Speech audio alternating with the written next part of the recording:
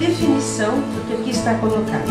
A manipulação anticosmoética é a ação ou efeito de manipular com intenção consciente ou inconsciente as carências e necessidades específicas das pessoas em geral para atender os próprios objetivos, anseios, desejos, conveniências, propósitos ou intuitos não revelados ou ignorados. Colocamos para tornar mais fácil alguns sinônimos e antônimos. Por exemplo, vou ler alguns. Ação antitares, uma coerção interpessoal, uma consequência ardilosa, uma demagogia assistencial, uma falácia intergrupal, uma fascinação de grupo, uma finalidade danosa, uma influência nefasta, uma politicagem popular ou um resultado anti-informativo. Como antônimos temos aqui colocado manipulação cosmoética, manipulação evolutiva, manipulabilidade, que é a qualidade desse evento progressivo, mega manipulabilidade e cosmomanipulabilidade. E assim por diante, diferentes outros elementos da conformática. Vou destacar aqui a vocês para debate também o mega pensene. Eis o mega pensene trivocabular, sintetizando o tema. Os mega pensenes são resultados deste livro, desse manual de mega pensenes trivocabulares. E aqui está, manipulação, máscara interprisional. E com isso estamos fazendo o convite para arrancar máscaras, abandonar papéis e buscar a maior transparência que cada um de nós possa alcançar nessa pesquisa e nesses verbetes. Eu me coloco aqui disponível, dúvidas que vocês tenham. Se quiserem, podemos fazer leitura contínua. Como vocês gostariam, o que acham melhor para nós fazermos, já que esse é o nosso primeiro debate. Eu queria saber mais sobre a demagogia assistencial, sinonimologia. Demagogia assistencial, tá? Então, usamos um termo bastante conhecido dentro da própria política. O que é um demagogo? Demagogo é a pessoa que não tem transparência, que ela utiliza ardis, artimanhas, lobbies, para poder conseguir os seus objetivos. Então, ela vai tangenciando em vez de ir diretamente na autenticidade e na transparência. Então, ela poderá utilizar a própria assistência como um processo de demagogia. Por exemplo, dizendo assim, assistir tantas consciências. Ela já está fazendo uma demagogia. Então, assistência é possível. As pessoas fazerem muita assistência sem aparecer, nem ficar sabendo que foi aquela pessoa que auxiliou, né, aquela consim, aí em contribuição com a Equipex, as consciex auxiliando o trabalho. Continuando aí na sinonimologia, o que seria uma falácia intergrupal? O que é uma falácia, então? De novo, é uma falsidade, é uma mentira, é um engodo, é um engano. Então, seria um grupo que se constitui exatamente desta forma. Eu até coloquei aqui no verbete, uma vez eu estava sentada aguardando, acho que até em um hospital, para fazer uns exames que tinha que fazer, e tinha uma senhora ao lado conversando com mais alguém da família, me chamou a atenção porque tinha um menino de uns 9 anos, e ela dizia para ele, na nossa família você pode ser autêntico, ou seja, somente dentro do nosso quadrado. Fora dele vale tudo, quanto mais falsidade, maior escondimento, melhor. Então ela estava ensinando exatamente a falácia, né, e o engodo intergrupal para uma criança em fase de nova proex, de formação e tudo mais. Isso é muito sério. E na sociedade é muito comum esse aspecto, das pessoas terem dificuldade de serem sinceros, autênticos, de falar do que é seu. Não, que é meu, pessoal fica só lá na minha casa, eu aqui vou fingir. Eu posso usar um crachá em casa e outro na sociedade. E assim sou consciência bifronte, com duas frentes, né? Também na sinonimologia, influência nefasta. Sim. A influência nefasta seria daquela consciência que, pelo seu padrão de energia, pela vibração ou ressonância do seu holossoma, pelo seu discurso, pelos seus argumentos, ela está exatamente ensinando o que nós estamos estudando para superar a manipulação. Então, ao manipular consciências, e parece ser bastante comum se encontrar isso também, tanto em empresas quanto em famílias, vamos supor que a mãe quer alguma coisa, ou o pai, e vai manipular um filho para conseguir isso. Por exemplo, receber carinho. Tá? Ela precisa de carinho, então ela vai manipular a todos, fazendo um almoço maravilhoso, reclamando daquele que não veio. É uma forma de manipulação. Ou hétero determinando demais o que os outros vão fazer, também é. No caso da finalidade danosa, dá para falar? Sim, sim. A finalidade danosa, mesmo sendo inconsciente por parte do emissor, o receptor está tendo os reflexos deste dano, que é a falta de autenticidade, a falta de transparência. A energia sai com este padrão, né? Então, para uma consciência mais desavisada, que não esteja atenta, ela pode ser manipulada com facilidade. Então, há uma relação grande de dependência entre o manipulador e a consciência manipulável.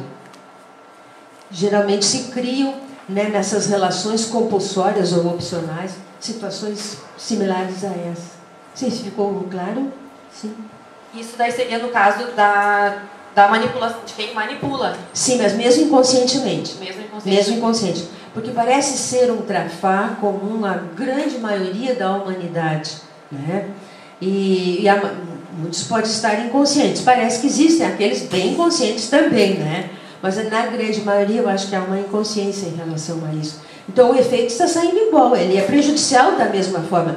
Não é pela consciência não ter lucidez do que ela está pensenizando que os seus pensenes não gerem morfopensenes e não interfiram de uma forma prejudicial no outro.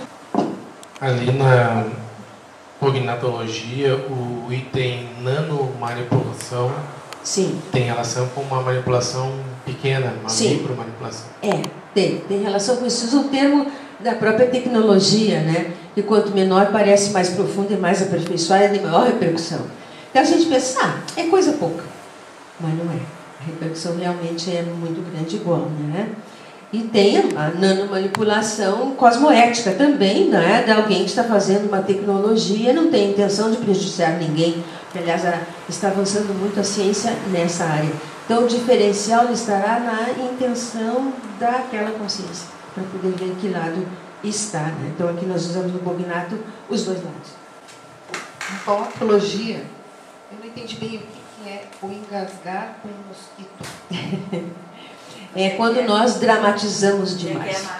Na colapologia, engasgar com o mosquito.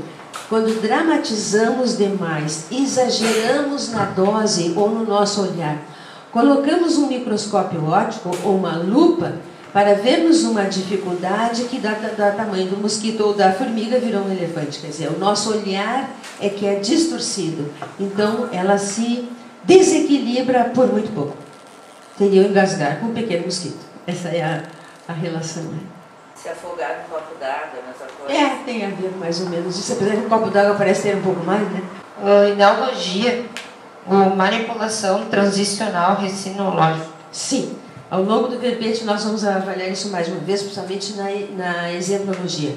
Mas o que é isso? Seria, eu acho que o nosso caso, daqueles autopesquisadores que estão avançando na autopesquisa e chegam ao ponto de saturação, onde ele ou faz a reciclagem e não tem outra hipótese.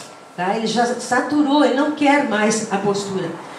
Aqui vocês têm todos esses livros que estão aqui, são livros que foram pesquisados ou utilizados. Mas tem aqui, nessa revista da OEC de Saúde Consciencial, ela é de setembro de 2012, está justamente um tema muito interessante de uma colega nossa, a Adriana Chalita, que ela aborda o ponto de saturação consciencial recinológico, um marcador de ações pró-enfrentamento.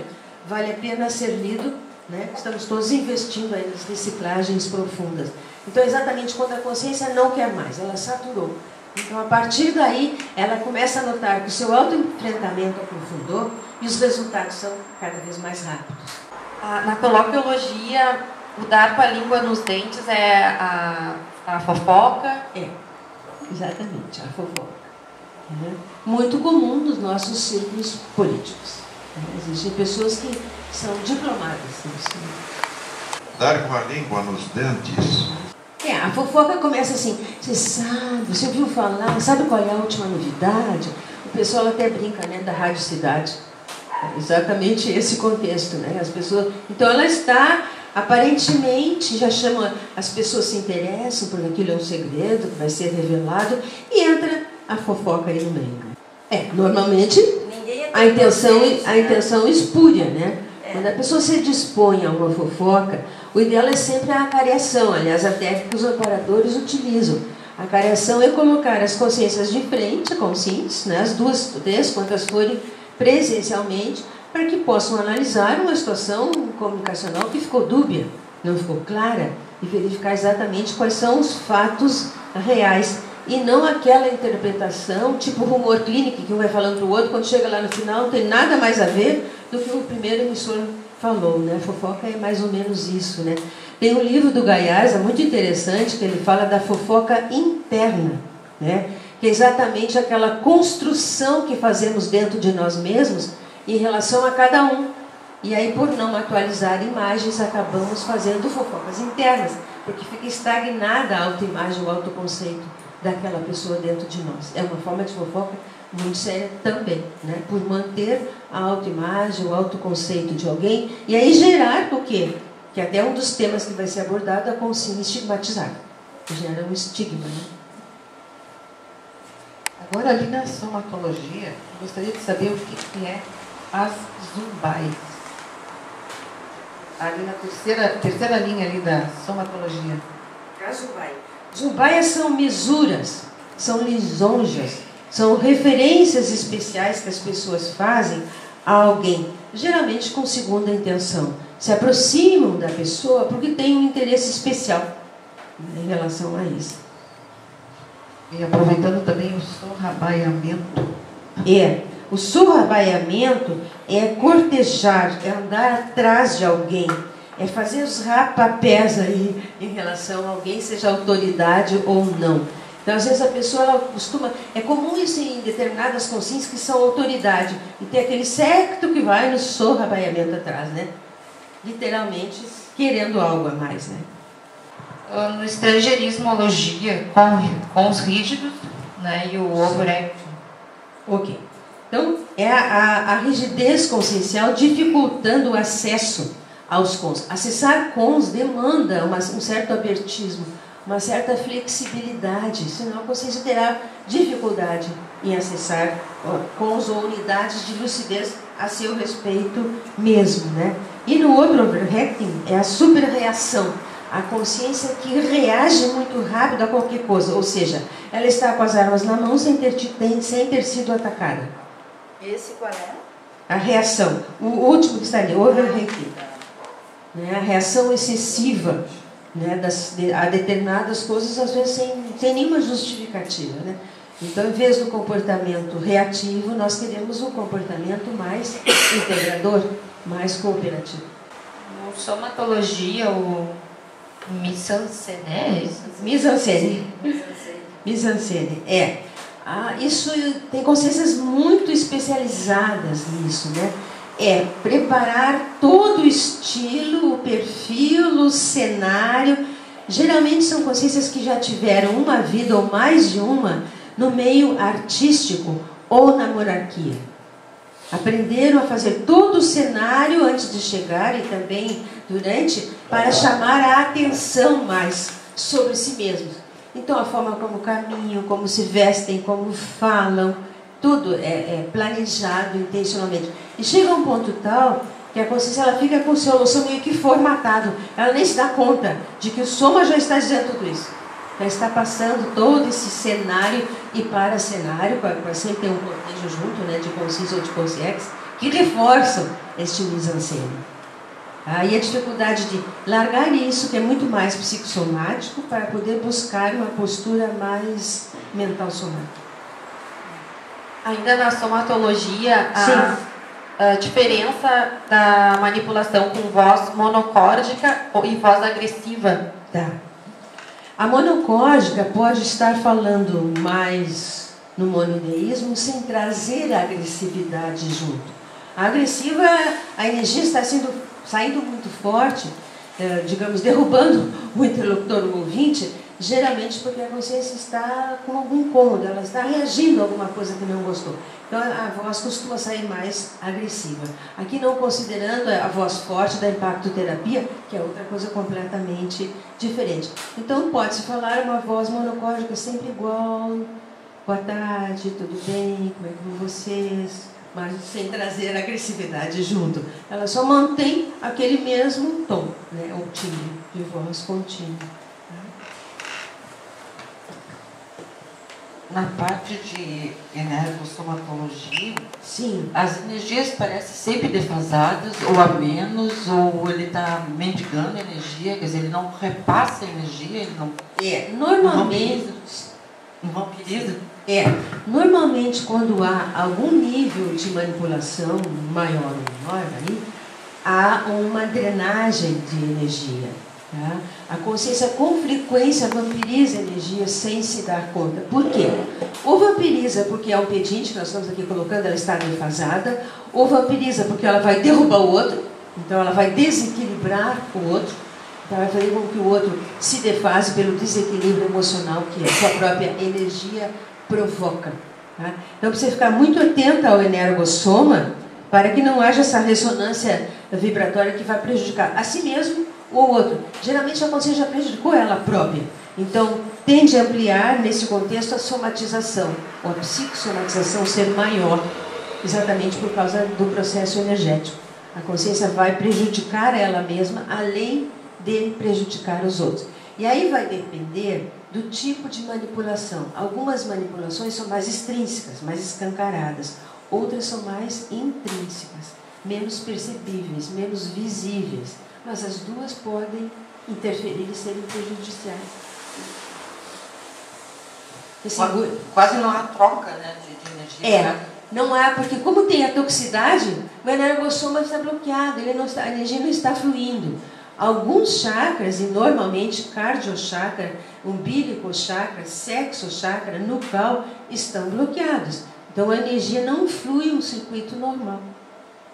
Essa que é a atenção que a pessoa terá que ter, que a autopensalidade vai refletir diretamente aí no energossoma.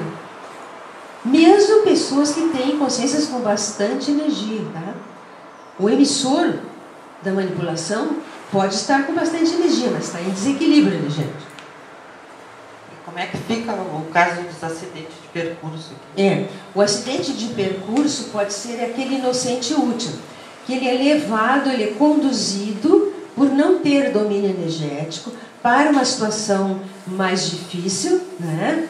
De uma multidão, por exemplo, agora estamos lá, né, com Rock in Rio, quantidade de pessoas, ou ela vai para um local de greve, por exemplo, ela é conduzida como isca inconsciente, geralmente, por falta de lucidez. Agora, se somarmos a isso o seu passado, onde ela já tenha alguma dificuldade autopensênica ou algum rastro pensênico maior, mais fácil será dela entrar num acidente de percurso. Aquela energia aproveitada de forma inútil. A pessoa não tem ideia, então ela está ali sendo um inocente útil naquele meio, naquele grupo. Quer dizer, ela entra naquele grupo mais baratosférico sem nem se dar conta. Mas por quê? Porque ela tem relação com isso, tá, Inês? Sim. Ela tem algum ponto frágil que a levou para lá. O energossoma ali, o efeito nocivo da consciência. É a consciência energívora. Essa é exatamente a consciência que está sempre retirando energia dos demais, dos outros. Estávamos falando do próprio pedinte antes. Esse é o caso. Então temos que perceber esse padrão de consciência para podermos assistir e não sofrer o efeito contrário, né, da interferência. Ou seja, nós já perdemos energia, nos defasamos sem lutar. O ideal é, antes disso, percebermos que é uma consciência e assistir, para que não ocorra essa defasagem. Ali na psicossomatologia, eu gostaria de saber qual é a relação entre a negação emocional e a repressão das emoções. Tá. São vieses diferentes ou níveis diferentes. Tá? A pessoa que sofreu por processos históricos dela mesma, da consciência, ou familiares, processos de repressão, ela tenderá a reprimir, então a engolir a emoção e não falar das suas próprias emoções. Tá? Mas chega um nível que às vezes o nível de dor, de sofrimento, de dificuldade foi tão grande que ela mesmo percebendo, ela nega, como se não tivesse aquela emoção. É um nível mais sério, eu acho. Tá? Porque além da repressão, a coisa diz, não é assim, eu estou enganada, não é bem assim, e não consegue chegar naquela articulação aberta, porque uma das coisas que nos auxilia bastante a mudar trafares é compartilhar os trafares. Que é o que nós estamos aqui fazendo em grupo. Quanto mais nós conversarmos sobre dificuldades ou traços faltantes, mais claros eles vão ficar para nós mesmos. Né? Então, a negação da emoção gera quase sempre, para não dizer sempre, doenças somáticas, inclusive. Há uma psicossomatização muito grave por causa disso. Porque a pessoa vai, no discurso bem popular, engolindo saco. Ela vai negando, reprimindo, né? E com isso ela vai trazendo para si mesma um nível de desequilíbrio, de toxicidade muito grande.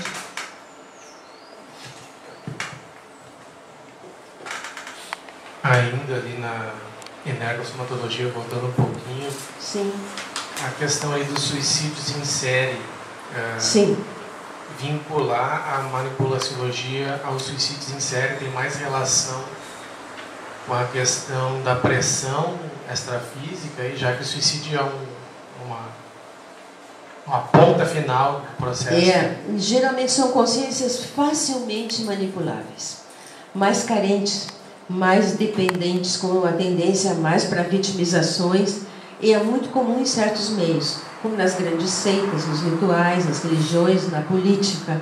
Então, aquele agente mais manipulador, que está inclusive usando muita força, vai fazendo a cabeça das pessoas, a tal ponto que às vezes as pessoas decidem até, como achando que vão ganhar o céu, ou alguma coisa assim que estão buscando, né? Ou vão conseguir aquele harém famoso cheio de, né, companhias lá no extrafísico, e acabam detonando o seu próprio soma, né?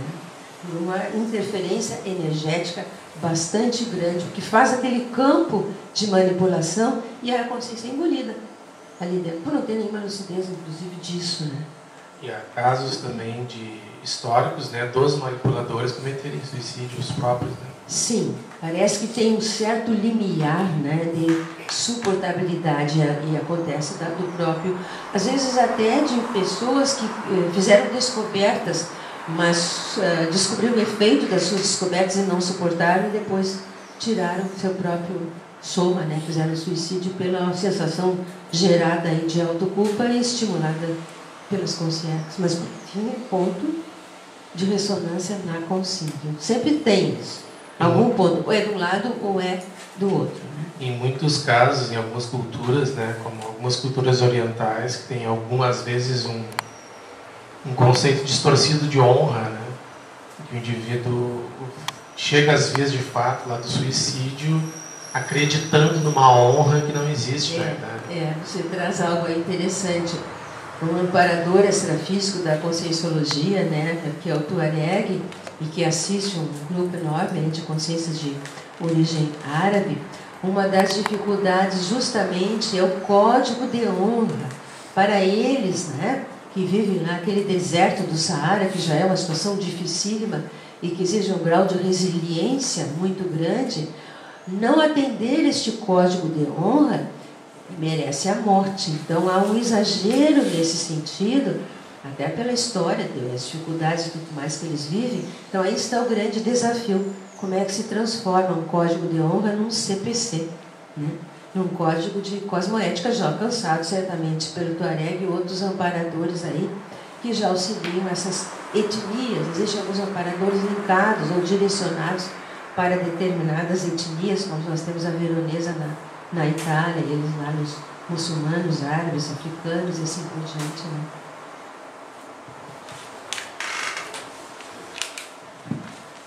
O primeiro ali no energossomatologia, o carisma sem discernimento. Carisma, na verdade, é uma qualidade da consciência. Mas para usar o carisma, ela precisa estar lúcida, a ver se ela não está passando o limite. Ou seja, está seduzindo. Aí passa a ser anticosmético. Começou a entrar algum nível de sedução, já entra a manipulação. Então, essa atenção, esse cuidado para usar o carisma cosmoético. Ele é útil. Até o histrionismo cosmoético pode ser útil e auxiliar muitas pessoas. Mas temos que ver até onde, como é, qual é a intenção, qual é o padrão de energia a ser usado aí nesse sentido. Então, carisma utilizado de forma cosmoética é um atributo importante que pode até auxiliar as pessoas a entenderem melhor determinado tema. Mas a consciência emissora, que já tem talvez até essa facilidade nesse processo, tem que ficar bem atenta. E minha outra dúvida é da frieza emocional. No caso, ela deriva da negação, repressão. Deriva da negação, da repressão e principalmente do acobertamento. A consciência que teve vidas mais herméticas, até às vezes para sobreviver, né? Ela tende a acobertar, a encolher, a não mostrar o que é seu. E a área que vai ficando gradativamente prejudicada é a área da afetividade. Ela vai reprimindo a ponto de não sentir realmente, porque está tudo tão trancado que a consciência não está sentindo, ela tem dificuldade de manifestar o próprio afeto, ou de sentir esse afeto, que está reprimido. Então, à medida que ela vai investindo nesse abertismo, para sair do acobertamento, uma das mudanças que vai se ver gradativamente é exatamente isso. O afeto começa a aparecer e ser qualificado, chegando a uma afetividade realmente maior, mais desapegada e mais autêntica. Na psicossomatologia, o conformismo materialista e depois o paroquialismo. Conformismo materialista é mais no sentido de a pessoa, ou ela valorizar muito o próprio materialismo e viver em função disso, como sendo a razão de ser, ou o outro lado. Não, eu não tenho esse mesmo, não consigo, vai ficar por isso mesmo, e passa a necessidades básicas. Então nós temos que equilibrar as duas coisas. Tá? Saber tratar o dinheiro, tivemos há pouco até uma palestra bem interessante da professora Marta sobre isso, né? Como se usar o dinheiro de forma homeostática, de forma saudável.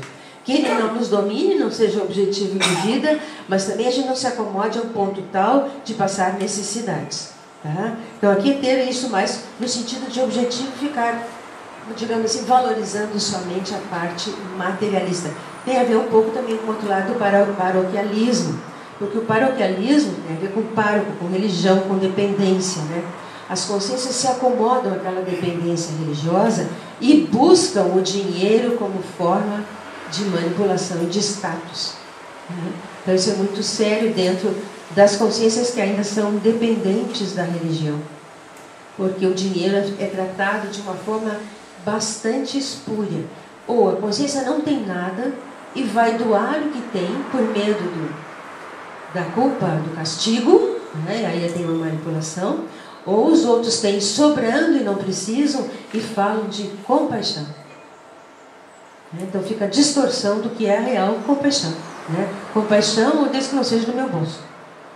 Então fica, em vez da consciência large, né, para que nós queremos chegar, fica o outro tempo, a consciência estreita, né? Nesse sentido.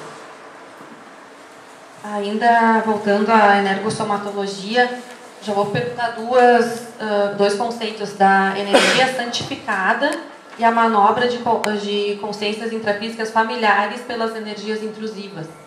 Ok. Consciência santificada é aquela consciência que avalia, vamos dizer, os conceitos conscienciológicos. Vamos trazer para nós, como conscienciólogos, né, pesquisadores aí da consciência. E ela se identifica com todos os conceitos que são mega-conceitos. Ela tem dificuldade de ver os seus trabalhos. Então, ela evolui de forma santificada. É isso que eu quero dizer. Ela se identifica muito somente com todos os traços e as mega-ideias de cosmoética, de universalismo, mas com ela não tem nenhum efeito, não interfere, porque ela está com sua garantia de ter uma evolução santificada. Quase sempre tem alguma dependência também atual ou pregressa de religião. Ela ainda não se imbricou numa pesquisa maior, mais séria e mais profunda, não. Eu sou um conscienciólogo, sou um pesquisador da consciência, mas com todos os seres humanos eu tenho trafalhos e traços faltantes e preciso olhar para eles o quanto antes, para poder atualizar e até cumprir a própria programação existencial. No caso da intrusão, que você perguntou, né, mais familiar, né, é o cuidado que nós temos que ter, por quê? Principalmente quando temos consciências mais jovens convivendo conosco, para que o nosso discurso não seja intrusivo, ou seja, impeça a consciência de refletir, de raciocinar e de discordar. Tá? A discordância, ou seja, ela não tem espaço para mostrar-se, para evidenciar a sua própria liberdade de expressão. Então ela começa ou a concordar, e se torna uma criança boazinha, porque precisa ser boazinha, a concordar com tudo, né? A negar, a fingir. Então o ideal é que estejamos nos nossos ambientes familiares, e em todos, sem dúvida, muito atentos a isso, para ver se de alguma forma nós estamos fazendo a cabeça mesmo daquela consciência que está iniciando em fase de formação, de neo-CDX e tudo mais aí nesse sentido. O carisma, sem discernimento e energossomático. Esse carisma pode ser mal usado. Por exemplo, um orador, ele já começa com o seu discurso mexendo com a emoção de todos os presentes e toma conta da plateia. Ele pode ser carismático. Carismático envolve todo o holossoma, tá? Carisma não é só biológico. Ele é biológico, ele é postural, ele envolve voz, envolve olhos, envolve roupa. Tem pessoas que planejam até a roupa que vão vestir antes de fazer um discurso, alguma coisa assim. Como na época de dessas eleições de políticos, eles se vestem de pobre, para já chegar, né, e afinizar com as pessoas com pouco dinheiro. Isso já é uma manipulação anterior. Então, o carisma é muito bom, ele é útil. Mas vejam, o que nós queremos destacar aqui é principalmente o carisma energético, bem usado, para ser pró-evolutivo, proativo, auxiliar as pessoas a compreenderem os conceitos, mas não o ego da pessoa ser tão grande que atrapalhou tudo o resto. E aí o carisma mais mal usado é nesse sentido. Deixa de ser um traço forte, uma qualidade, passa a ser um traço fardo. Um traço fardo pode se transformar num trafor, e um trafor também pode se tornar um traço fardo. Aí a atenção que temos que ter, como é que nós estamos aplicando esses traços. A inocência das trocas energéticas. Sim. A inocência das trocas energéticas é quando as consciências ali envolvidas, ou até consciências, não têm domínio do seu campo energético. Não conhecem sua própria energia, seu próprio energossoma. E por não conhecerem, usam de forma errada, equivocada, defasada. Ou até ao contrário, né? Absorvendo energias demais dos outros, por falta de conhecimento. Energossoma é treino, é importante. A nossa vida é energossomática. Nós precisamos dominar e conhecer para ontem o nosso energossoma, para ver a repercussão deles em todo mundo, em todas as pessoas com quem compartilhamos. Ali na mental somatologia, a obviedade encobridora da realidade consciencial. Para a consim, não está claro. E quem está vendo, ouvindo, participando, é o óbvio estampado. Por que ela não está clara? Porque ela não investiu na autopesquisa profunda. A consciência começa a se perceber à medida que ela caminha um pouco, tem um pouco de teática ou de prática nessa autopesquisa full time. Então, quando nós começamos, nós pegamos algo muito superficial ou muito dermatológico, que é óbvio para os outros. Ou às vezes a gente pode sugerir, quem sabe você pesquisa tal tema. E a consciência, eu tenho a ver com isso, por que eu vou pesquisar isso? Leva, às vezes, até bastante tempo para a consciência chegar e dizer, pô, de fato, eu acho que esse tema eu tenho que pesquisar mesmo. Tá? Então, para a pessoa que sugeriu, era claro, era óbvio, era talvez importante, às vezes os operadores estão ali até confirmando que aquilo é importante. Mas quem recebe a informação, que está iniciando um processo de autopesquisa, às vezes não está claro que aquilo é importante ser pesquisado. Então, o óbvio para um pode ser muito encoberto ainda para o outro que tem ideia. Essa obviedade é nesse sentido. Mentasomatologia ali, autocognição e inépcia. Na segunda linha. A autocognição e a heterocognição precisam ser buscadas com um pouco de lucidez, um pouco de autoconsciência. E tem outro dado, nós não podemos fingir o autoconhecimento. Inépcia no sentido de, ela não provocará mudanças necessárias para a evolução, porque a própria consciência impede isso. Então ela vai ouvir, às vezes, a informação que passa por ela e ela nem sequer se dá conta. Ou ela descobre com a sua pesquisa algo, rejeita. Então não adiantou nada aquela autocognição. Porque a autocognição é para patrocinar as mudanças evolutivas que são necessárias. Ou ela busca simplesmente aquilo que também não é útil, é anti-evolutivo, também seria inépcia, não traz resultado. E também no mesmo imperícia da autossuperação. O que precisa, vocês estão investindo fundo, né? Na autossuperação e no autoenfrentamento. Primeiro precisa a vontade. E essa vontade é forte. Ninguém pode fazer por nós. Segundo, aproveitar as oportunidades, não desperdiçar oportunidades de autopesquisa. Compartilhar com os colegas evolutivos.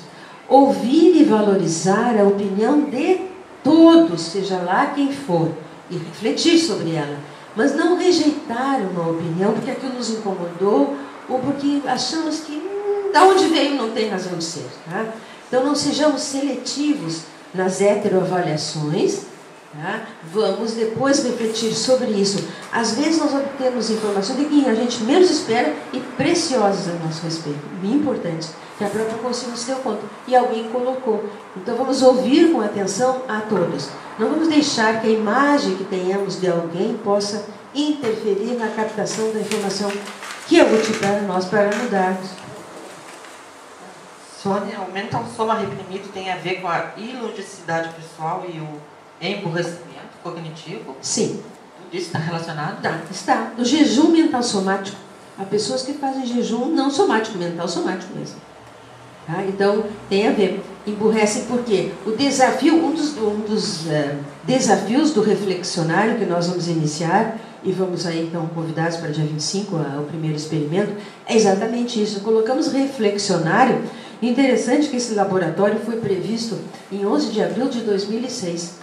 E hoje é que ele pode ser implantado. Por quê? Não é só porque já tem uma massa crítica aqui, como também já tem uma rede de intercooperação entre Equipim e Equipex, que facilita a reflexão sobre uma ideia magna. Isso auxilia na nutrição do mental soma, no balanço da proexis, né? A ver o que é que está pendente, onde é que eu tenho que melhorar, quais são as minhas neoperspectivas em termos de metas multidimensionais.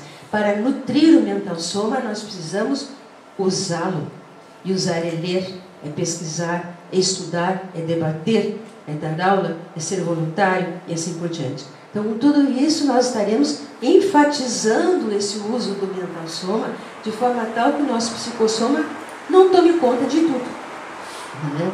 Eu acho que a autopesquisa, eu não sei se acho que até tenho certeza aí, talvez a autopesquisologia seja uma das principais especialidades da conscienciologia. Por quê? Ontem então vi um debate de uma consciência que é arquiteta e falava de construção. É completamente diferente o que ela apresentou. Por quê? A sua teática.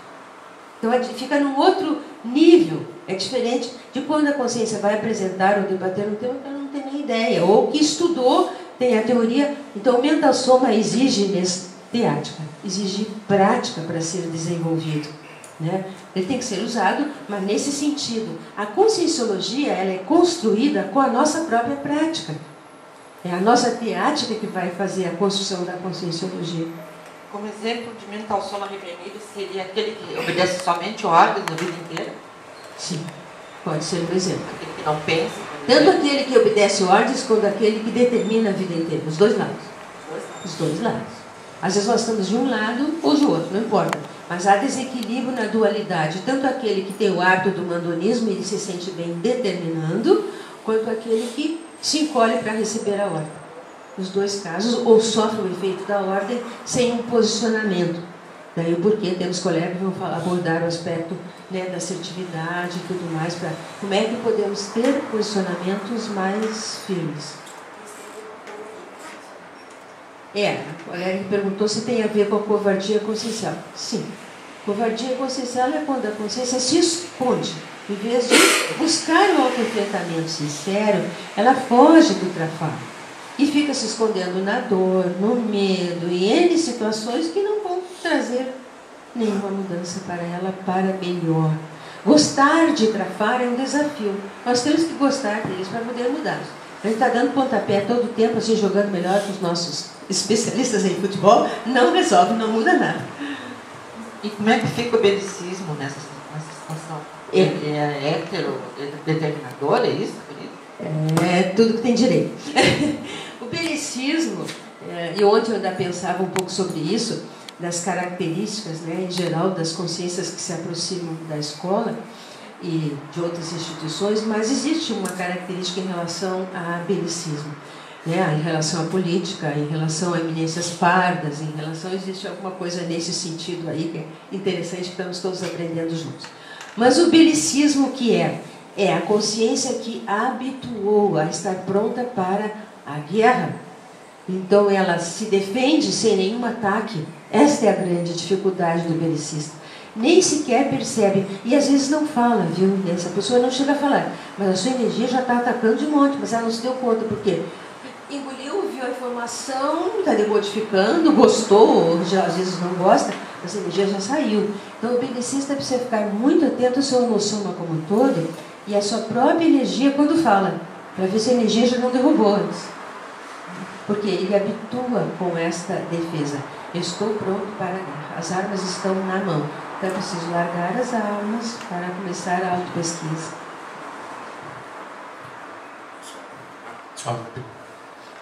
Ontem eu me deparei com essa continuidade que ele estava falando. Eu estava escrevendo sobre o verbete do ex-macrosoma. E esse que eu cheguei, né? Acho que não tenho certeza que a questão da autopesquisa ela vem da superfície e vai aprofundando, né, a ideia. E quando eu comecei a pensar na questão do uso do cavalo, né, como um parceiro induzido para a batalha, né? Na realidade, o uso do cavalo foi secularmente usado para a batalha. E evidentemente que as raças mais fortes eram usadas, e isso era usado como uma grande moeda a questão da guerra. E aí eu cheguei na minha questão belicista, né? Entrando, né, através de um determinado eixo, chegando no outro lado. E aí eu estou pensando aqui nessa questão da mental somatologia, na questão das lavagens cerebrais e paracerebrais. Até que ponto uma lavagem cerebral e uma lavagem paracerebral, na realidade, ela é autoinduzida, né? Aí tem que começar a pensar sobre isso. Quando ela é heteroinduzida e quando ela é autoinduzida. Já existe a predisposição, né, da consciência. E você trouxe algo aí que é bom nós lembrarmos também, que o cavalo é usado como canga. Então, uma boa forma de avaliarmos o nosso nível de cosmoética é: eu já não tenho algum cavalo? Eu já fiz o cavalo, meu animal de canga? Então, as pessoas, às vezes, não só muito animais, como também consciências nesse sentido de fazer alguém de dependente, né, de nossa própria carga. Isso é comum. Estamos dentro do Rio Grande do Sul. Há poucos dias estavam comemorando tradições. Então, uma boa reflexão aí, ver o que tem lá na minha paragenética que já facilita e eu me acomodo nessa paralavagem cerebral. Uma das coisas que precisamos justamente descobrir é como é que se constrói as novas bases do para-DNA. Depois de acessar este código paragenético, eu tenho a mesma ideia. Como é que é o meu código paragenético? O que bases eu tenho lá de acordo com a minha história toda? Aqui não estou falando das bases genéticas, tá? Que vocês conhecem também bem. E sim da paragenética, para poder modificar e sair dessas lavagens cerebrais autoinduzidas ou heteroinduzidas, né? Na nossa paragenética, dos quais o belicismo é bastante sério, porque antigamente as pessoas iam para o lado da guerra ou iam para o lado da religião, era muito comum um desses dois vieses. Os dois são bastante bloqueadores do processo de evolução, né? E um tem a agressividade escancarada e o outro tem a agressividade enrustida. É quase sempre a história da religião esteve ligada à guerra, né? Os arcebispos, bispos e papas eram ministros de guerra praticamente. Manipulavam, geralmente, tangenciavam, não apareciam muito, mas eles manipulavam para que ela ocorresse, né? E fala também da questão de uma reurbanização onde essas consciências subhumanas estão envolvidas, né? Às vezes a gente não pensa nisso, né? Enquanto que na reurbanização também os animais estão envolvidos, ligados a nós, aos grupos, a questão do grupo karma, né? Dos bolsões, etc. É um contexto muito maior. Né? E aqueles até ao longo da evolução, né? Onde que eu já passei. Né? Qual é a interface, né? Entre aquele animal e eu mesma, a minha história. O que eu contribuí para aquele desenvolvimento, né? As pesquisas do CIMAC estão sendo muito interessantes por isso, porque nós estamos justamente aprofundando nessas possibilidades, né, de macrosomas ou de zoomacrosomas, de acordo com a afinização. Por que eu afinizei com aquele determinado animal e tive vontade de pesquisar aquele determinado animal? Qual é a relação que tem comigo? Qual foi o ponto? Né? Isso vai trazer bem a parte da autopesquisa, acho que integrada aí no contexto. Adoração da pílula por hemociogênese. Tá. Adoração da pílula. O que é adorar a pílula? Isso é a participação individual, o indivíduo quer facilitar a constituição da sociedade. Isso, às vezes acontece exatamente por isso. Então, a pessoa encobre a sua angústia, encobre a sua ansiedade. Se ela conseguir, em vez de adorar a pílula, falar da ansiedade, a ansiedade diminui. Já não. Nós comunicarmos, eu estou me sentindo ansiosa agora, tem alguma coisa aqui me incomodando, não estou bem. E começamos a falar, é que a tendência das pessoas é encobrir as próprias emoções, né? Nós tememos as emoções, nós queremos é compreender as emoções. Para compreender uma emoção, eu preciso me tornar especialista nela, compartilhando, falando. Então a adoração da pílula vai diminuir, porque nós não vamos usar mais este artifício. Isso é um artifício, é uma artimanha de escondimento. Ou a falta de discernimento pode levar à indecisão. Tá? As duas situações acontecem. Tá? A indecisão é quando, normalmente, a consciência ainda não confia muito em si mesma, ou habitua a andar mais devagar para não ter que posicionar-se, enfrentar, compromissar-se. Então, quem anda mais devagar parece que está um pouco protegido disso. Na verdade, o compromisso e a disponibilidade são traços fortes. Então, ela vai protelando as decisões, porque ela terá que assumir o risco de qualquer forma. Não tem decisão que não tenha risco, toda ela tem. Aí temos que estar, quanto mais informações tivermos em relação a esse aspecto, melhor. Mas nem sempre teremos tudo na mão. Tá? Então, daí o porquê. Ela pode ir espichando, né? Entrar até numa decidofobia por causa disso. Então, qual seria a terapêutica? Desenvolver o autodiscernimento. Como é que a consciência vai, decidofóbica, vai desenvolver o autodiscernimento? Qual seria o primeiro desafio? Tomar as decisões o mais rápido que possa e ver o efeito disso. O que aconteceu? Que sentimento ela teve no momento da decisão? Para ir pouco a pouco desenvolvendo o discernimento. O discernimento não vai acontecer com a indecisão ou com a demora na decisão. Com a reflexão, sim, mas não tão demorada a ponto de passou da época, passou do momento. Ou a consciência já está em outra seriecas e já perdeu a oportunidade de superar isso. Né? Como fazer essa análise dessa correlação? Porque, por exemplo, a gente está no Rio Grande do Sul, eu tenho cavalo lá na chácara, meu pai tinha, faz um bom tempo que eu não ando já, mas quando eu era pequeno, desde criança eu ando a cavalo e desfilava no 20 de setembro. Faz alguns anos aí que eu parei com isso. Pois é. Parei não espontaneamente, só a vida foi encaminhando para outros lados e eu não dei continuidade a esse processo. Ok. Mas aí você tem que avaliar algumas coisas da sua história consciencial, da sua genética, da sua educação, verificar se tem algo a ver em relação a esse desfile que você está colocando, né? Nem todos passam por isso, mas havia falta de lucidez sua naquele momento, sim, né? Por interferência, por uma série de fatores aí. Quanto mais cedo temos, é raro o jovem que chega e diz: até criança não quer, não vou andar. Mas a sua história não chegou a permitir isso. A sua autopesquisa agora que está te trazendo aquela época para você avaliar melhor. E você se sentia bem nesse desfile? Sim, senti. Quando eu era mais novo, até tinha essa questão tradicionalista, para mim era muito forte. Então, pode ser que já seja conhecida, né? Vocês já se questionaram, já nos questionamos por que nascemos, se quem está aqui nasceu no estado do Rio Grande do Sul? Qual é o holopensene do estado do Rio Grande do Sul? Isso tudo está dentro da nossa programação existencial, estudado, avaliado. Vejam como qualidade que temos pessoas bastante intelectualizadas. É um estado onde as pessoas estudam, pesquisam, mas tem tradição, tem sectarismo, tem outras dificuldades, tem belicismo, tem politicagem. Precisamos olhar para isso também. Só voltando ali ainda na questão emocional da psicossomatologia, que a gente vê muito queixas, birras, ansiedades e inépcia emocional. Onde entra, como é que entra isso na manipulação? Porque muitas vezes é involuntário ou se percebe que está manipulando. O involuntário não tira a manipulação. O inconsciente não tira, continua sendo uma manipulação. Tá? Nós estamos colocando que toda vez que a pessoa manipula, ela está lúcida. O que queremos é ter lucidez das nossas manipulações. A birra e a queixa são evidências de manipulação. E as crianças são especialistas nisso, fazem com a maior facilidade. E geralmente os pais vão atender. E cada vez faz mais birra. Por quê? Deu resultado? Valeu a pena?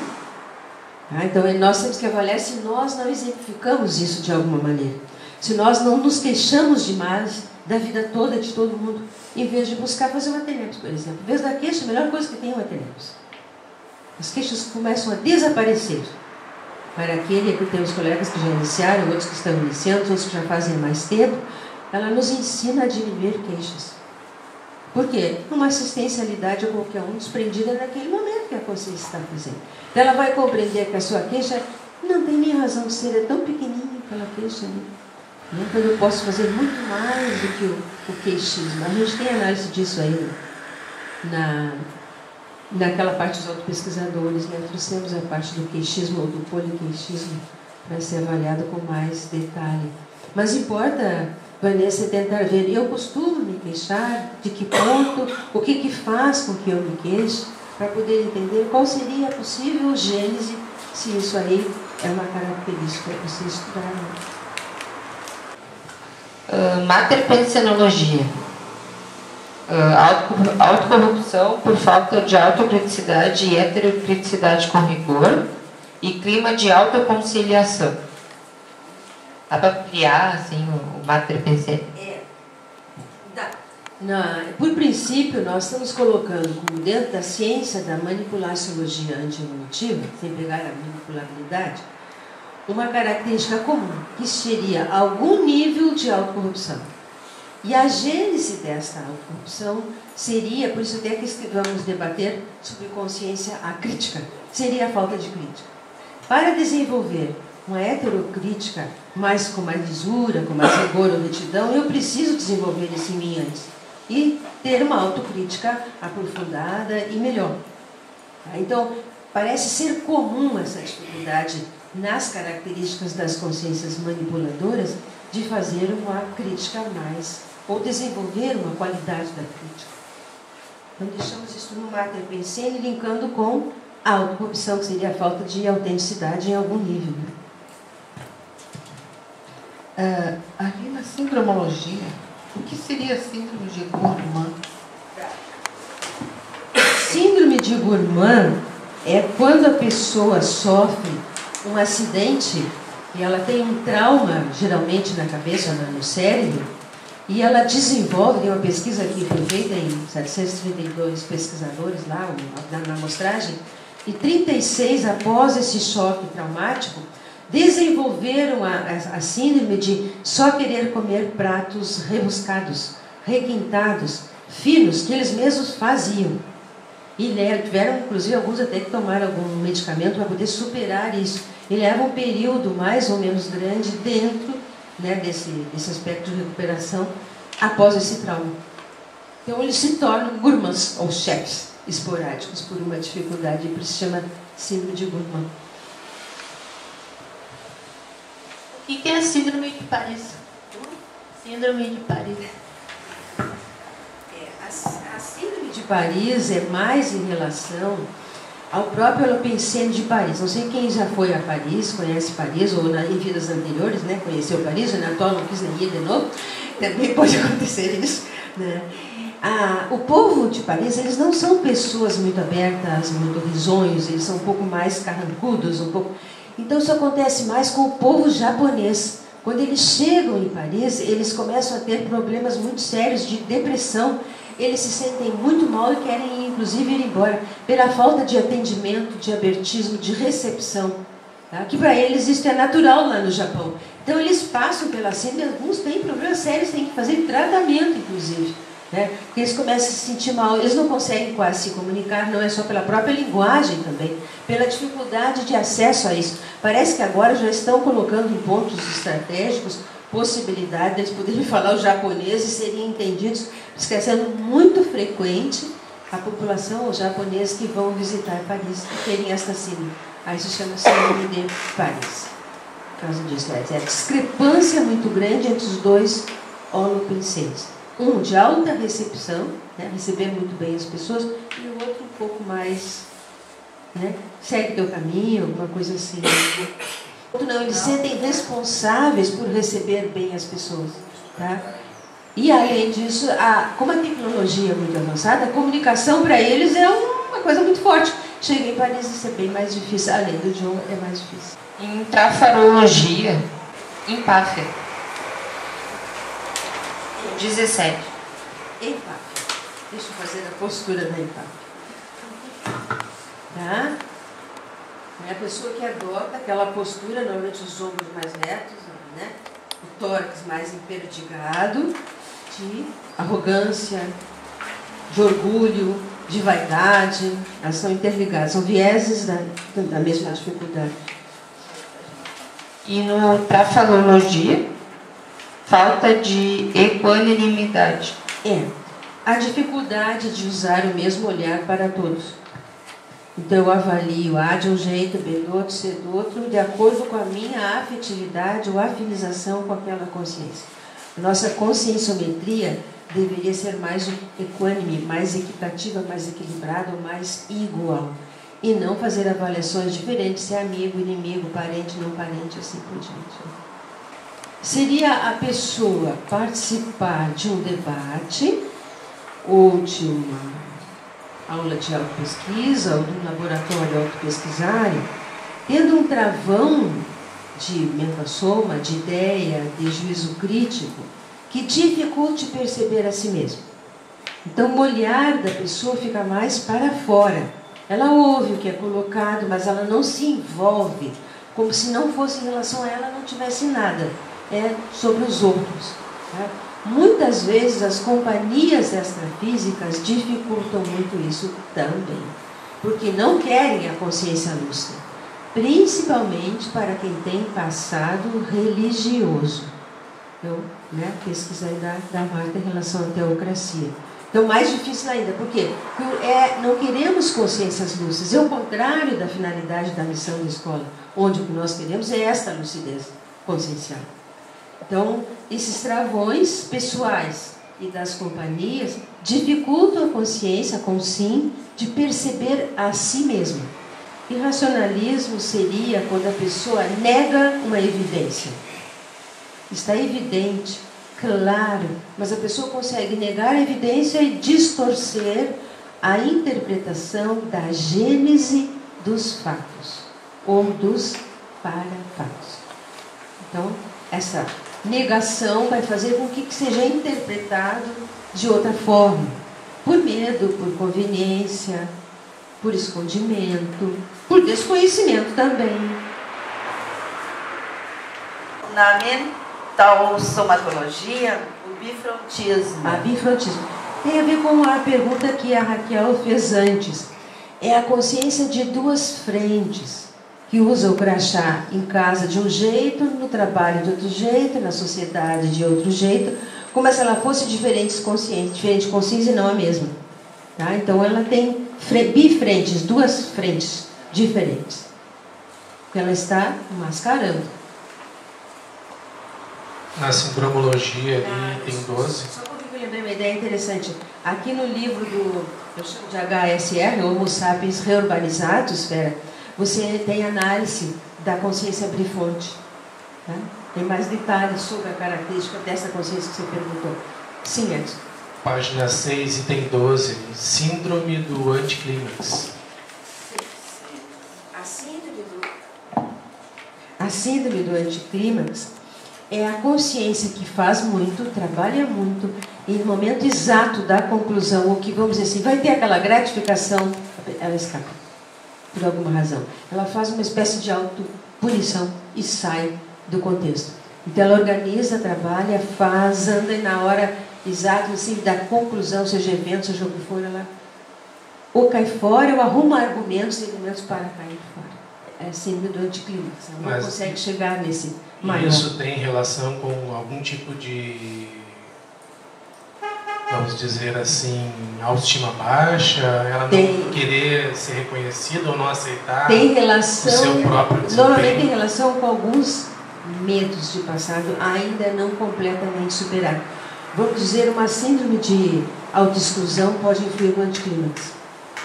Inculcada, manifesta esse trafar da inculcação, ela própria gera a sua toxicidade. Então ela faz associações de ideias negativas, retirando a energia dela e colocando problemas que não são reais e que não aconteceram ainda. Por exemplo, eu não vou sair, não vou usar o carro, porque quando eu sair não vai ter lugar para estacionar. Isso é inculcação, não é nem real, a pessoa nem viu nada. E essa inculcação bloqueia o metasoma, atrapalha muito o caminhar da consciência, o andar da consciência. Tá? E assim, em relação a muitas outras situações, a pessoa pode fazer isso. É uma espécie de pessimismo, sim. Há um nível de pessimismo na consciência que costuma fazer isso. Ou seja, antever, vou usar um termo forte, as desgraças antes que elas ocorram. É uma previsão de algo que não aconteceu ainda e não vai ser útil. Essa inculcação pode se transformar num morfo-pensene também. Ela gera um morfo-pensene, gera. E às vezes é exatamente a gravitação desses morfo-pensenes que ainda deixam a inculcação mais forte. E está pela metade. Porque é o oposto da inculcação, o otimismo exagerado. Mas aí não é o que a gente está aqui considerando de otimismo. É um autoengodo, simplesmente. Não é a ideia da pessoa que busca ser mais positiva, o que a psicologia positiva fala, não é isso? Mas é uma ilusão também. Ela está se iludindo, tá? Positividade, tá? Ela tem que ser em relação ao fato, ou em relação pelo menos ao padrão de energia gerado, tá? Então, esse é o diferencial, porque senão não seria um positivismo, né? Ou algo mais positivo no sentido de, não, eu vou trabalhar para conseguir e faz o investimento. É quando a pessoa se engana, ela tira a força do investimento, ela não caminha naquele sentido. Ela já a energia, no penseio, no soma, tudo não vai dar certo. Antes do próprio caminhar. Essa síndrome do triunfalismo. Sim. É quando a pessoa exagera na dose da conquista. Ela teve a conquista realmente, ela conseguiu, se esforçou, conseguiu. Mas aquilo é visto com lente de aumento. E ela se comporta desta forma em relação, às vezes, até amigos ou colegas evolutivos. Então, né, o triunfalismo. A conquista deve ser valorizada, mas este é o momento da autovigilância, para não entrar no triunfalismo. Ou não ficar assim meio que deslumbrado com a própria conquista, tá? Ali, voltando à parte da inculcação. Uma vez percebida essa inculcação, existe alguma forma de pensar para contrapor isso, para tentar superar essa inculcação? Eu diria que é permitir os seus experimentos. Não trave o experimento. Vá, caminhe para ver o que acontece. Tá? Por exemplo, vai chover. Não vou sair porque vai chover, mas eu vou sair igual. Mas eu faço igual. Mas eu vou experimentar. Então, segue adiante. Porque bloqueia os seus experimentos todos. A tendência é a pessoa travar até a própria evolução. Por causa disso, o PROEC, sem dúvida nenhuma. Ela nem vai caminhar. Porque se esperar facilidades, não tem. Não existe facilidade, não existe nada pronto. Precisamos do esforço, do empenho. Mas se eu não me permito, eu não vou experimentar. A jactância, o que seria? A jactância é também uma forma de arrogância mesmo. Tá? Aqui também é abordado esse tema, se eu não me engano. Deixa eu ver aqui, tem um estudo da vaidade, mas tem um sobre arrogância aqui. Agora eu não lembro bem, que eu acho que é o nosso colega Alexander que fala da arrogância. Ele fala do orgulho, tá? Mas tem um pouco a ver. A arrogância é a postura mais autocrática, mais de superior, mais de alguém que se usa como parâmetro em relação aos outros e se considera melhor ou mais em alguma coisa, em algo. Mais inteligente, mais qualquer coisa. Então ele adota essa postura arrogante e irreal. Emburrecimento é quando a pessoa busca mais um tolicionário. Tem um verbete sobre isso muito interessante. As tolices. Então a pessoa fica lendo Júlia, indo para futebol, cinema, danças, algo que não vai enriquecer muito o mental soma da consciência. Então, como é que ocupa o seu dia a dia? As opções são nossas, ninguém nos obriga a nada. Nós não podemos nem reclamar depois das opções que fizemos. Tá? Então, a consciência pode preferir ir lá tomar um chá com as amigas, em vez de continuar a sua autopesquisa. A decisão é dela. Tá? Agora, algumas atividades nos emburrecem e outras nos deixam mais upgrade, mais inteligentes, mais racionais, mais reflexivos. Então depende do que cada um faz com as suas 24 horas, que são iguaizinhas para todos nós, mas os resultados são diferentes para todos nós, exatamente de acordo com as opções que cada um faz, como é que vai ocupar o seu dia. Tá? Uma das formas de nós verificarmos é, na minha casa, aquilo perguntando para mim, se quiserem pergunte para vocês, já existe espaço ou holopensene favorável para o mental soma ser desenvolvido? Entende? Diversos fizeram assim. Ótimo. Então isso influi. É preciso criar aquele holopensene favorável, né? Para que ele possa ser realmente desenvolvido. Dos quais algo bem importante é colocar junto um intencionário. Vai ficar bem claro. Qual é a minha intenção ao ler, ao estudar, ao fazer tal tema? Por que eu estou fazendo? O que eu realmente pretendo? Para deixar cada vez mais clara a nossa real intenção. E não aquele motivo oculto que às vezes parece ser a realidade, mas não é. Aproveitando a sua frase, você não acha? Eu diria que o lazer pode ser associado com o que nós quisermos. Eu faço lazer quando eu escrevo. É uma das coisas que mais me dá prazer, inclusive. Eu gosto de escrever. E se eu leio e percebo que serve para alguma coisa, melhor. Tá? Então, dentro da Conscienciologia, usamos o trinômio motivação, trabalho e lazer por isso mesmo. Tem que ver que tipo de lazer a pessoa busca. Aquele lazer acrescenta, auxilia, relaxa. Precisamos de um lazer. Ele é benéfico em alguma coisa? Ótimo. Se não for, para quê? É jogar tempo fora. É opcional. Agora, o que nós colocamos dentro do nosso mental soma pode ser só lixo. E nós é que decidimos se estamos poluindo ou despoluindo nossas ideias, nossa reflexão, nosso juízo crítico. Isso é completamente livre e opcional de cada um. Cabe apenas, o que eu estou tentando fazer nesse momento, que a gente reflita sobre como é que eu ocupo o meu tempo. E às vezes as pessoas dizem, não tenho tempo. Poderiam dizer, não utilizei com discernimento o meu tempo, já que o tempo é o mesmo para todo mundo.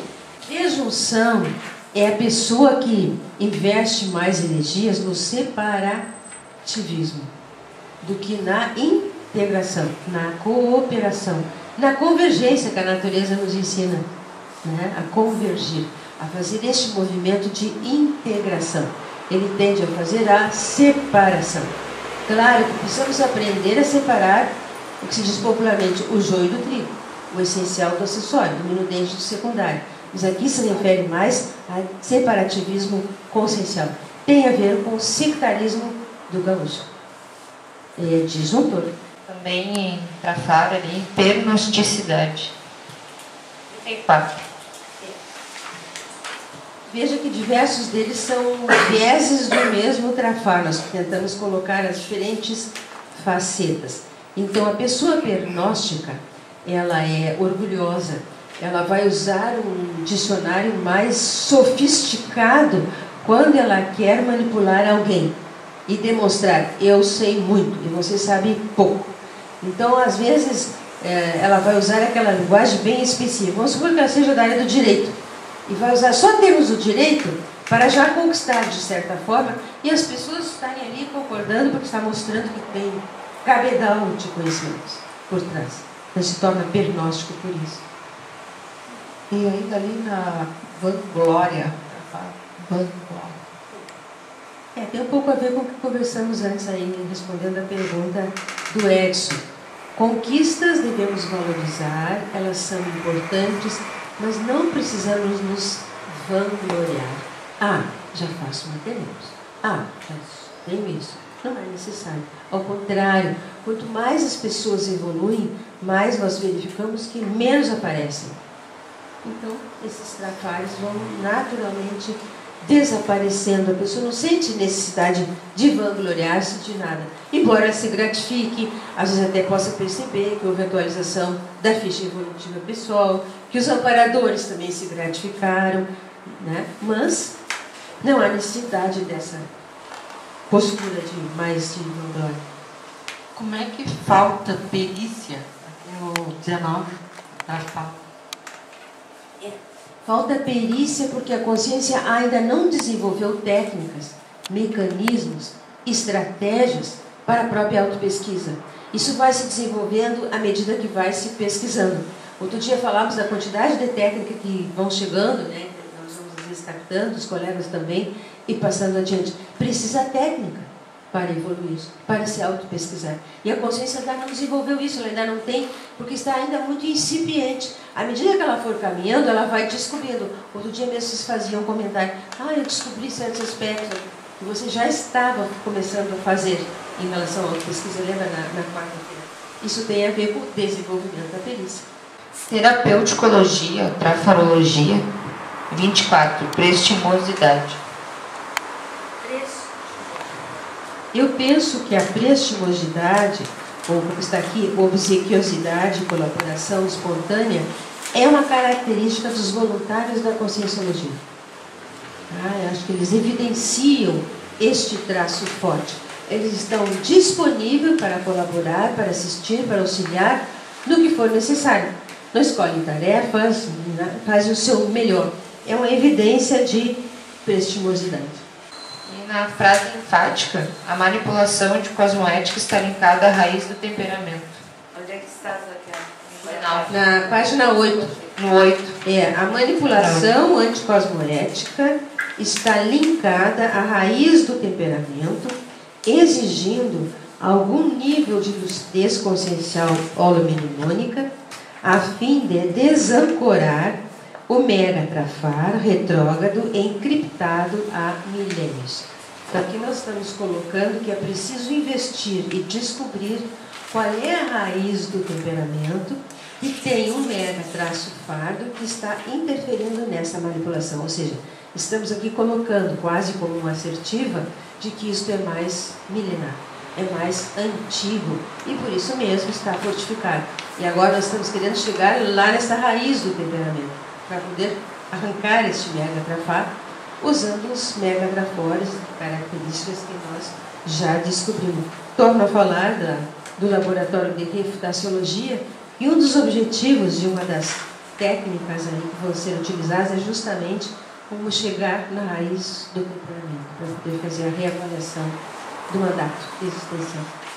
Ali na hipotesiologia, no item, na página 7, no item 9, que a senhora quis dizer com transferência consciências?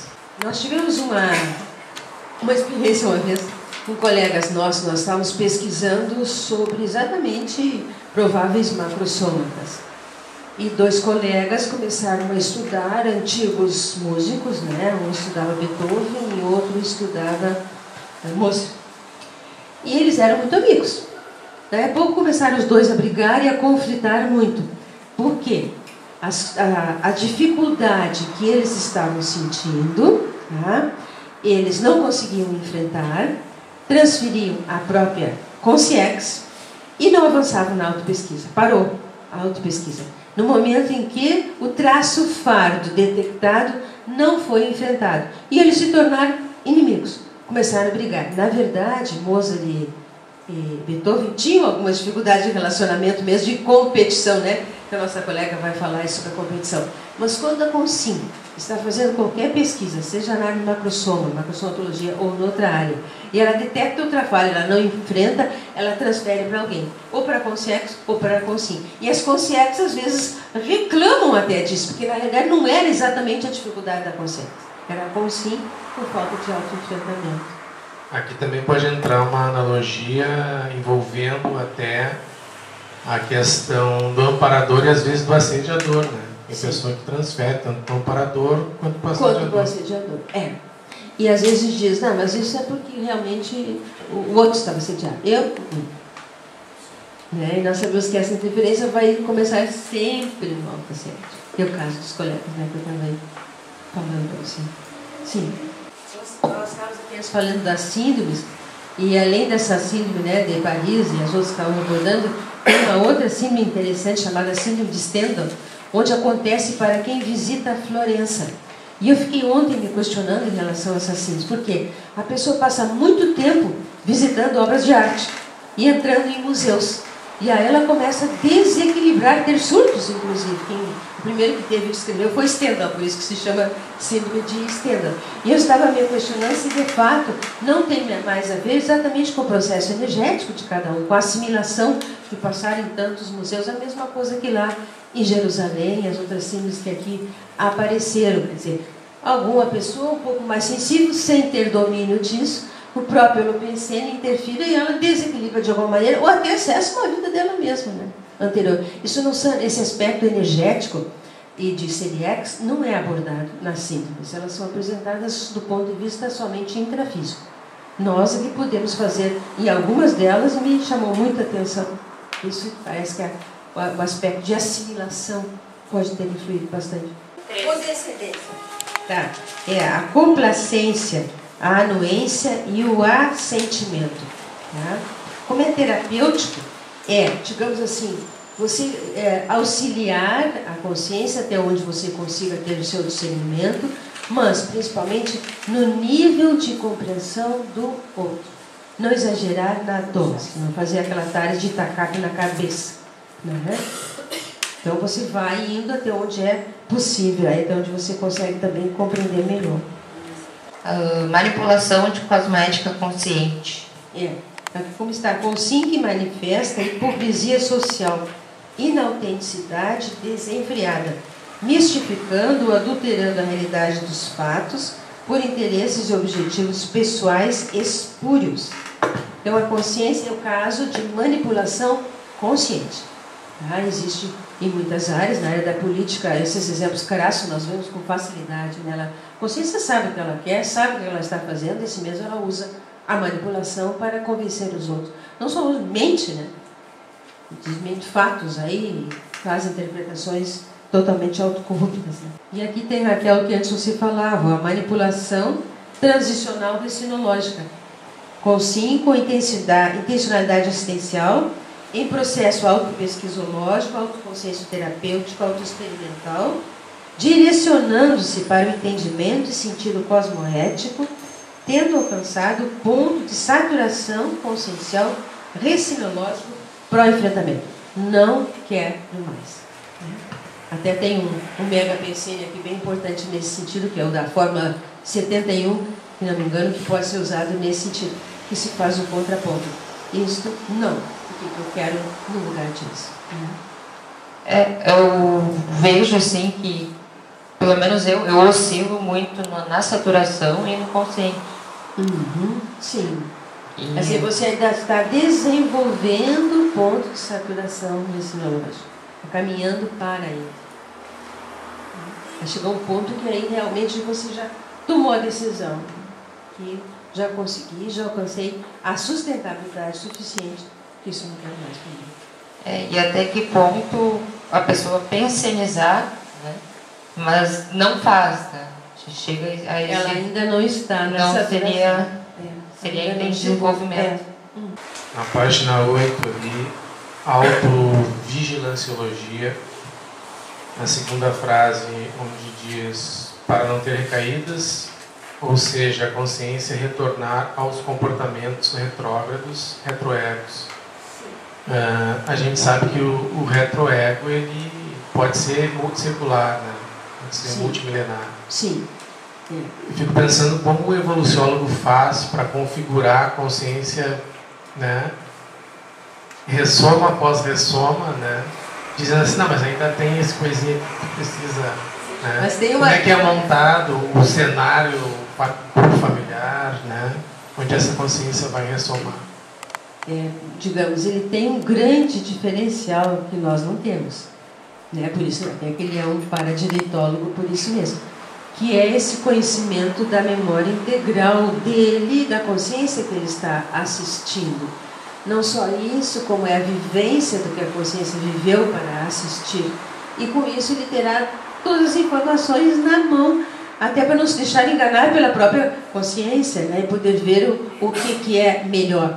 Porque a decisão do holopensene, ela está muito relacionada com a oportunidade que a consciência vai ter para vivenciar exatamente o que ela precisa e verificar se conseguiu, de fato, modificar ou sustentar evolutivamente aquele traço fato. Por isso que colocamos na frase enfática o milenar, porque nós achamos que manipulação, de fato, é algo milenar muito antigo em termos de humanidade e nas nossas próprias pesquisas, né? Então, ele detém esse diferencial de, além disso, de organização, do princípio da organização do próprio cosmos como um todo, agiliza a organização evolutiva da consciência, né? A CDX, nesse sentido organizacional melhor, para que ela possa, bom, de fato, neste holopensene, vai ser mais utilizado. Então temos aí que aprender muito. Longe de nós ainda, mas chegaremos lá um dia, né? Porque são muitas linhas de evolução, né? Dentro da própria história da consciência. A gente fica imaginando assim, várias linhas, né? A consciência avançou um pouco mais nessa, e tem aquele quadro ali que ele está conseguindo. Qual é aquela que já passou para o outro lado, já é traço forte? É um mapeamento, né? Eles costumam chamar isso de mapeamento da própria proexis, né?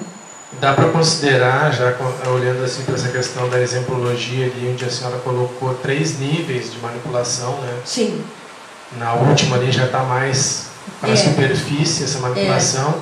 Poderia dizer que essa manipulação transacional ensinológica tem a ver também com uma alta oportunidade que a consciência está se dando, né? Eu estou colocando os autopesquisadores já, né, no começo desse nível aí, quer dizer, já estão investindo em querer patrocinar a própria mudança, né? E isso vai num crescendo cada vez maior. Quanto maior o enfrentamento, maior a transparência, o resultado vai ser melhor. Tu acabou de dizer sustentar evolutivamente o traço fardo. Significa que você já trabalhou tanto com ele que você já alijou da sua pensenosfera aquele traço fardo. Tá? Determinou. E aquilo então se transfere no traço forte conquistado. Porque o traço fardo estava bloqueando alguma coisa. Né? Então vamos supor que a pessoa tivesse uma síndrome da apagogia muito séria. Ela superou isso. Ela está usando com muito mais potencial os seus próprios traços. Já é uma conquista. E continua ali na página 8, autocobaiagem evolutiva, manipulaciologia. Bom, na página 8? O último, antes da frase. Pode responder agora. Tá? A cobaiagem evolutiva é quando a consciência ela mesma se dispõe a ser exemplo do próprio estudo, do seu auto-experimento. Então, cobaiagem evolutiva seria todos nós. E auto, você fazendo a sua própria. Tem verbetes sobre cobaia evolutiva, tanto no DAC quanto na enciclopédia, que nos auxiliam a compreender mais. Nós estamos sendo cobaias, por quê? Nós estamos disponibilizando o próprio experimento para que outros possam entender e possam, com isso, melhorar a sua própria autopesquisa, se disponibilizar para isso. Né? Então, nós estamos sendo cobaias de nós mesmos e, ao mesmo tempo, penso que contribuindo para que alguém possa investir mais fundo nisso.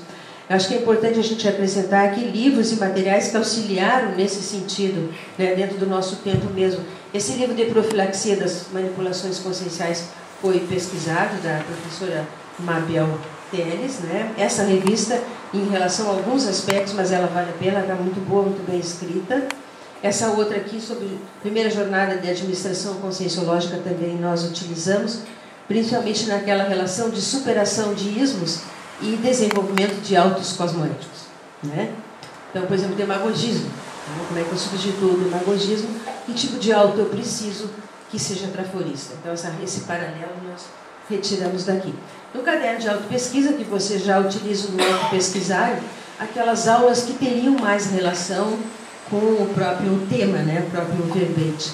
No Homo sapiens reurbanizados, as consciências que aqui estão, na sua grande maioria, são manipuladoras. Então, vale a pena ler o que tem aqui. Tem uma taxonomia de cons-réus, se são cons-réus, elas trazem milenarmente embutido o trafar da manipulação. Vale a pena. Aqui retiramos alguma coisa da parte da criticidade cosmoética. Nosso colega Tony, autenticidade consciencial, que é exatamente o traço forte que queremos ter, né? Porque ele também se coloca de cobaia, né? Quando escreveu o próprio livro, é interessante.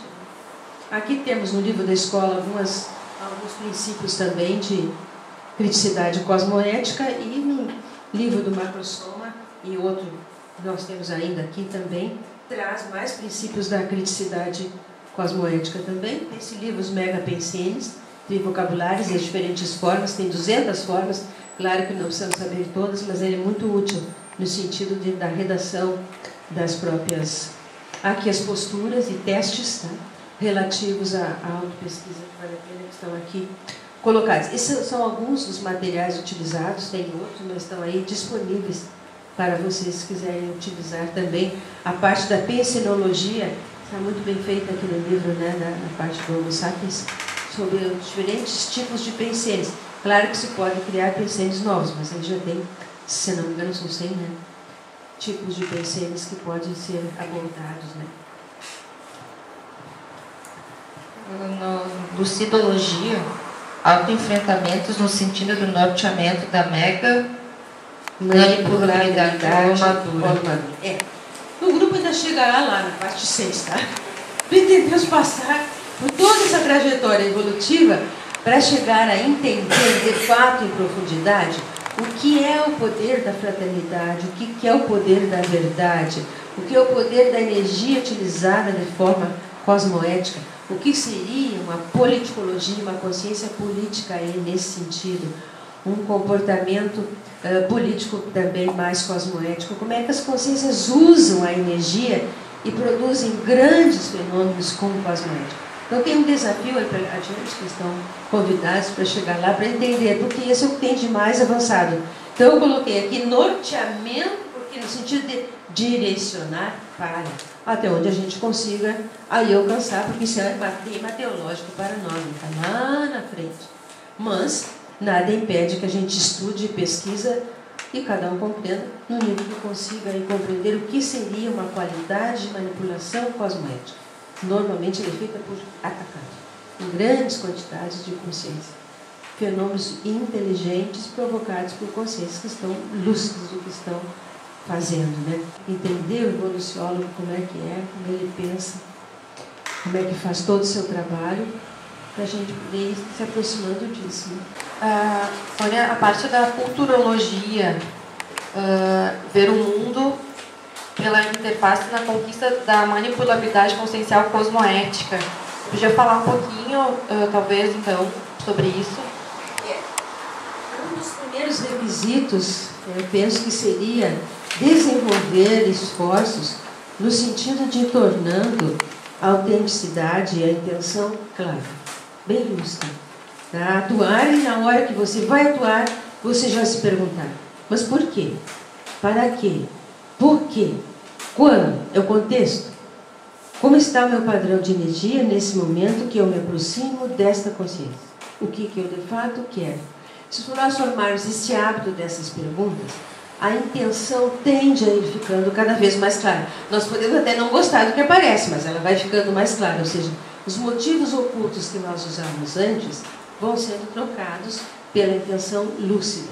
Parece que o esforço maior que nós temos que fazer é em clarificar essa intenção e construir um código de cosmoética que seja bem acessível, bem próximo de nós. Não adianta nada lá muito longe que nós não vamos conseguir pôr em prática. E a cada dia ir revisando esse código e verificando se eu estou realmente fazendo, onde é que está a dificuldade para conseguir alcançar esse próprio código aí que eu mesma coloquei. Tá? Além de outros aspectos aí que vocês já estão levando em conta, né? Nesse sentido. Na própria criticidade. Como anda o meu nível de criticidade? Como é que eu posso qualificar isso? Sempre alto, mais do que hétero. Aqui tem um aspecto interessante que nós colocamos, que tem a ver com o verbete que foi escrito pelo DAC, do professor Vieira, e que diz, ó, a autopesquisa individual ou grupal previne, vacina em relação às maturidades conscienciais na intermissão. Cita-se o caso de consciências que optam por não fazer curso intermissivo, por não querer enfrentar as mudanças necessárias.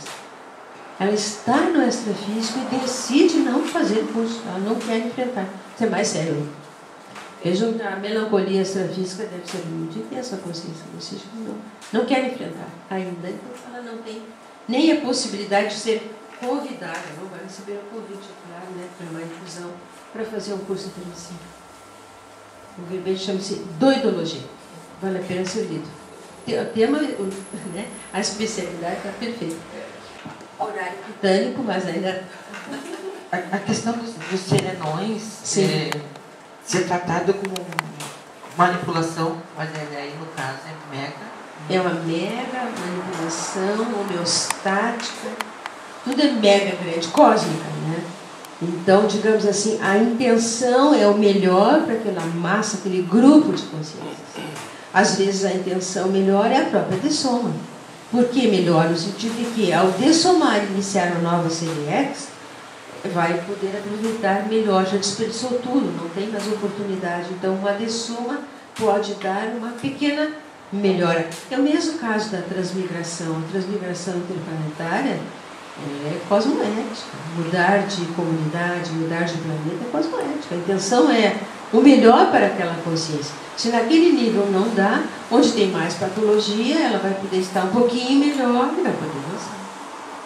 Mesmo a nível intrafísico, que eles manipulam terras, ambientes, continentes, com um fim.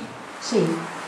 Essa manipulação, manipulabilidade, ela é multidimensional, ela envolve essa aí.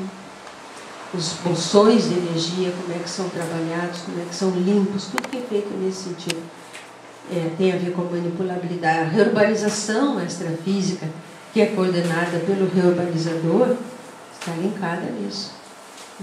Exatamente, de como otimizar, sem nenhum despejo, bem, a quantidade de energia sem haver desperdício de uma gota de energia. Nós jogamos fora a nossa energia, desperdiçamos o nosso energossumo.